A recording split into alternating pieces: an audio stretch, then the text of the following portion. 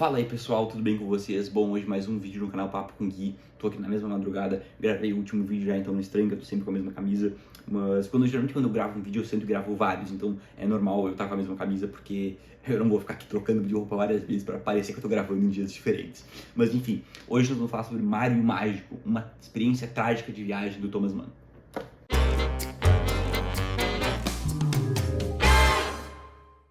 Bom, quem dá pra falar sobre Thomas Mann? Thomas Mann foi um autor aí, um dos maiores autores do século XX, um dos autores mais celebrados, ganhador do Nobel.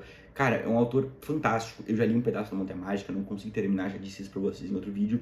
E é um autor que me chama muita atenção, né, que eu gosto muito do Thomas Mann. Infelizmente eu quero poder dizer que li a Montanha Mágica, ainda não posso, né, mas um dia eu vou chegar lá. Infelizmente eu não consegui terminar o livro, achei muito difícil e estava num momento difícil também, muitas leituras, acabou que ficou e tal. Você sabe como é que funciona o esquema, né? Mas enfim, hoje eu vou falar para vocês sobre Mario Mágico, que é uma novela que ele publicou em 1930, ou seja, bem posterior, depois de Prêmio Nobel, depois de Buddenbrook, A Montanha Mágica, Morte em Veneza, todos esses clássicos dele. Ele não tinha publicado o livro Doutor Fausto, que também é um dos grandes livros dele. E esse aqui é um livro que ele vai ser muito semelhante ao Doutor Fausto, pelo que ele vai abordar. Ele vai ser muito semelhante ao Doutor Fausto, como eu falei, pelo tema que ele aborda. Thomas Mann, como nós sabemos, ele foi um grande opositor ao fascismo e ao nazismo durante ali o período que esses regimes se instauraram, né?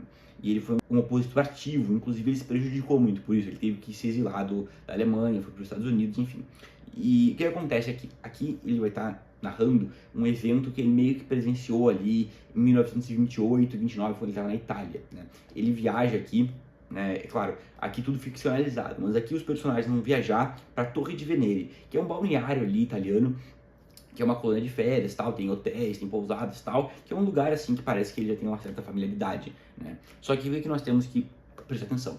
Em 1930, 29 ali, quem é que estava no poder na Itália? Benito Mussolini, ou seja, o regime fascista já estava ali tomando conta da parada. Só que o que acontece? Aí a família chega lá e eles percebem uma grande mudança no ambiente total ali, né? Primeiro que eles percebem uma certa... Eles são alemães, né? Eles percebem uma certa hostilidade do povo italiano ali contra eles, uma coisa que não era presente antes, né?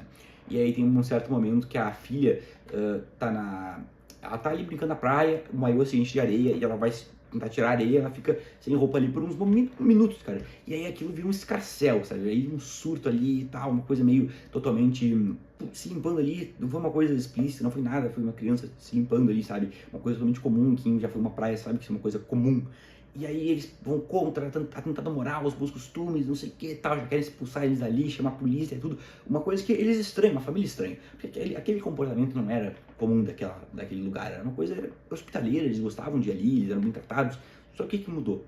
Aí depois eles estão num hotel e eles percebem que tem uma certa, não sei se é uma princesa, uma coisa assim, uma condessa, uma pessoa de uma nobreza italiana ali, que ela tá ali com a família e tal, e o filho aqui da família do narrador, né, tá com uma tosse, que é uma coisa normal, né? Eles chamam o médico examina, não tem nada e tal, mas mesmo assim eles são meio que expulsos dessa pousada porque a mulher tá com medo que o filho dela vai se contaminar com essa doença, né?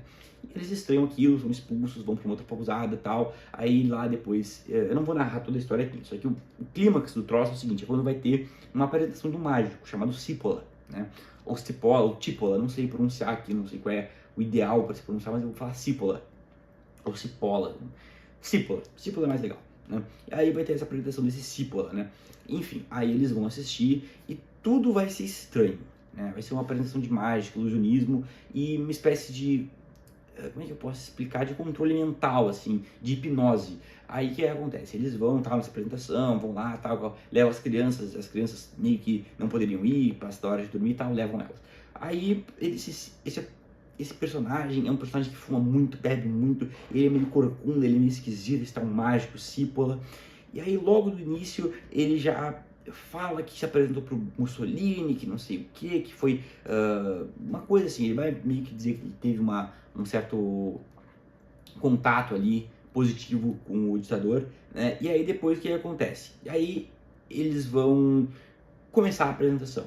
Essa apresentação vai ser marcada por agressões, humilhações e meio que uma exaltação dessa figura do mágico, uma figura opressora, uma figura carismática e controladora. E ele vai exercer um controle ali sobre aquela plateia semelhante fazendo um paralelo com o que o Mussolini e o Hitler faziam nos seus países, né? Nesse período, o Hitler ainda não tinha se tornado chanceler da Alemanha, mas, enfim, é uma espécie de previsão do que iria acontecer na Alemanha, e os ares que já estavam presentes na Alemanha, que iam servir de potencializadores para o surgimento do nazismo, né? Enfim, aí depois vai ter um momento ali que ele humilha um cara que não sabe exatamente escrever e ler, aí ele fala que como é que pessoas analfabetas não poderiam estar na plateia dele, ele meio que humilha os caras, aí ele tem uma espécie de chicote, e quando ele bate o chicote tem um efeito geral na plateia, aí depois ele humilha o Mário esse, que é o do título, que é um garçom ali super gente boa, que não é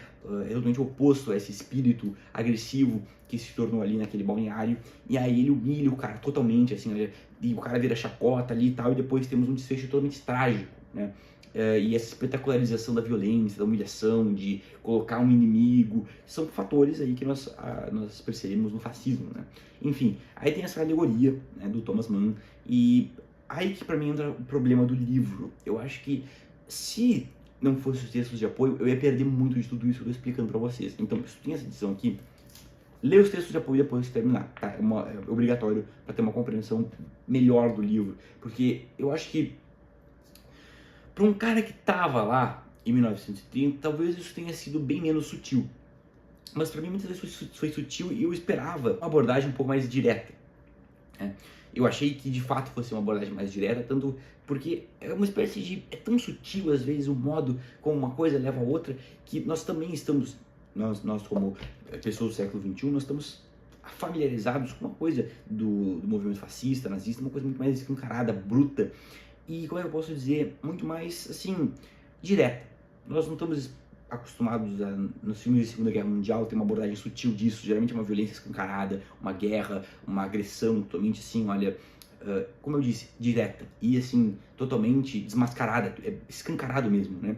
Enfim, e aqui é um pouco menos isso, os gestos do Cipolla, o modo como ele é descrito, o modo como ele conversa com a plateia e a dinâmica ali que ele realmente exerce com essas pessoas é o que de fato cria essa semelhança com os movimentos antidemocráticos, né? Mas enfim, aqui é que pra mim foi a dificuldade do livro. Eu achei ele muito, não vou dizer alegórico, mas eu achei ele muito sutil. Acho que ele é tão sutil que muitas vezes eu não estava entendendo o que ele queria dizer, né? Mas enfim, para mim foi uma experiência totalmente positiva. Eu acho que os textos de apoio me salvaram aqui a experiência. Gostei muito do livro e é um grande Thomas Mann, cara. Thomas Mann nunca decepciona.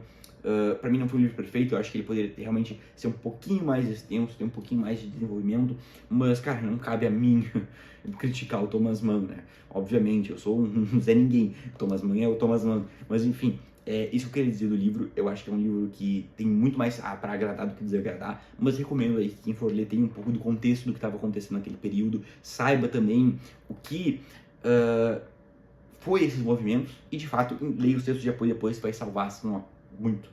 Então é isso, pessoal, não vou me estender muito, vai ser um vídeo mais curtinho mesmo, porque realmente é um livro curtinho que tu pode ler de boa numa tarde, então eu não quero ficar aqui estragando a experiência de ninguém. Então espero que tenham gostado, um grande abraço, até a próxima, não se esqueçam de se inscrever no canal, deixar um like, compartilhar, me seguir em todas as redes sociais que estão sempre na descrição, e é isso, pessoal, um grande abraço e até a próxima.